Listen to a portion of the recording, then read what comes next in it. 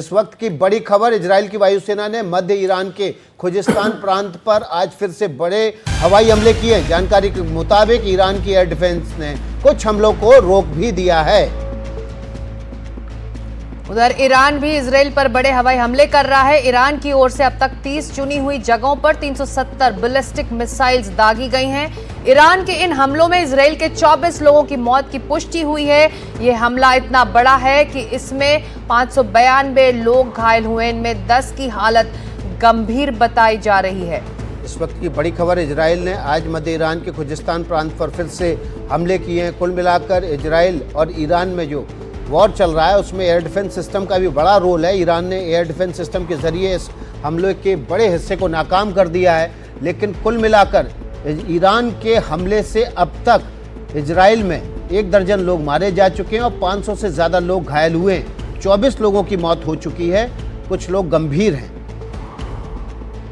तो इजराइल ने central Iran पर हमला किया है। मोहम्मद गजाली इस वक्त हमारे साथ जुड़ रहे हैं। गजाली, बड़े हमले एक बार फिर और आम जनजीवन पर इसका असर, और आप देख रहे हैं कि बहुत सारा नुकसान भी जमीन पर दिखाई दे रहा है।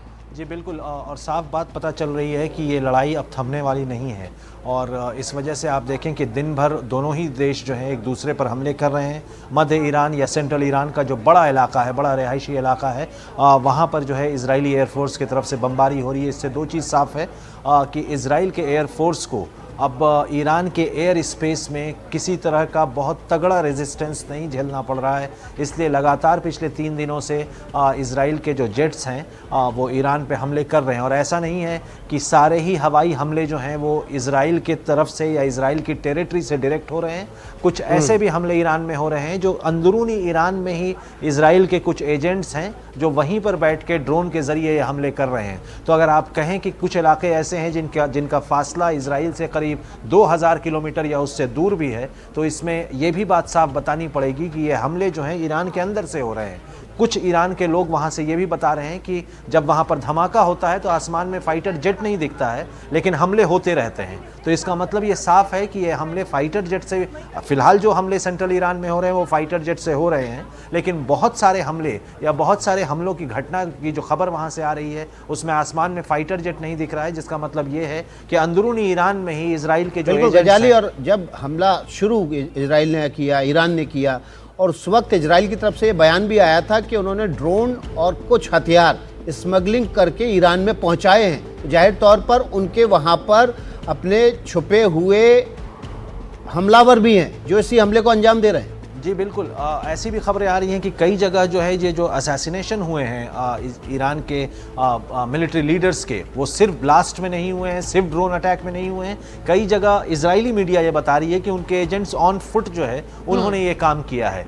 तो दोनों ही चीज़ है कि हवाई हमले भी हो रहे हैं, अंदरूनी एजेंट्स भी एक्टिव हैं, और कहीं ना कहीं ईरान के अंदर जिस तरह की पैठ इजरायली जासूसों ने बनाई है या इजराइल ने जिस तरह से वहाँ पर उसकी इंटेलिजेंस एजेंसी ने बनाई है, वो बहुत बड़ा खतरा ईरान को है जो अब दिख रहा है। और साथ ही साथ अगर आप देखें कि पिछले 3-4 दिनों से ये जो हमले हो रहे हैं उससे पहले इजराइल ने कई तरह के ऐसे जाल बिछाए जिसमें ईरान फंसता चला गया, जो डिसेप्शन वॉर होता है या वॉर ऑफ डिसेप्शन है। पहले खबरें ये उड़वाई कि बेंजामिन नेतन्याहू अपने बेटे की शादी में व्यस्त हैं और इजराइल के कुछ स्पाई चीफ वगैरह जो हैं वो कतर जा रहे हैं बातचीत करने के लिए। दूसरी तरफ ये भी खबरें उड़ाई गई कि ईरान, इजराइल और यूएस के बीच में अनबन हो गई है, ट्रंप और नेतन्याहू के बीच में अनबन हो गई, और कहीं ना कहीं से एक तरह की ये इमेज कैरी करवाई गई हर जगह कि ईरान को ऐसा लगे कि अब इजराइल जो है हमला नहीं कर सकता या यूएस के साथ उसकी बन नहीं रही है। लेकिन इन सब के बावजूद जिस तरह के हमले इजराइल ने ईरान के अंदर किए हैं वो चौंकाने वाले, ईरान के लिए बहुत चौंकाने वाले हैं। अभी जो हालात है इससे ये तो अंदाजा लग रहा है कि संघर्ष जल्द रुकने वाला नहीं है। गजाली, मध्यस्थता की बात अब अमेरिका कर रहा है। इसमें डोनाल्ड ट्रंप के भी जो सुर हैं वो बदले हैं। शुरुआत के हमले के दिनों में उन्होंने साफ साफ कहा कि ईरान को समझना चाहिए, जल्द से जल्द बातचीत करे, जल्द से जल्द अपने न्यूक्लियर प्रोग्राम को ख़त्म करे, नहीं तो कोई बातचीत करने वाला वहाँ बचेगा नहीं। लेकिन जब ईरान ने जवाबी कार्रवाई की और जिस तरह की तस्वीरें इजराइल से भी आई हैं वो भी बहुत चौंकाने वाली हैं, क्योंकि 80 के दशक के बाद जब सद्दाम हुसैन ने हमला किया था इजराइल पे, उसके बाद से ये पहला ऐसा मौका है कि किसी देश ने इजराइल के अंदर हवाई हमले किए हैं, और वो भी बिल्कुल रिहायशी इलाके और मोहम्मद गजाली,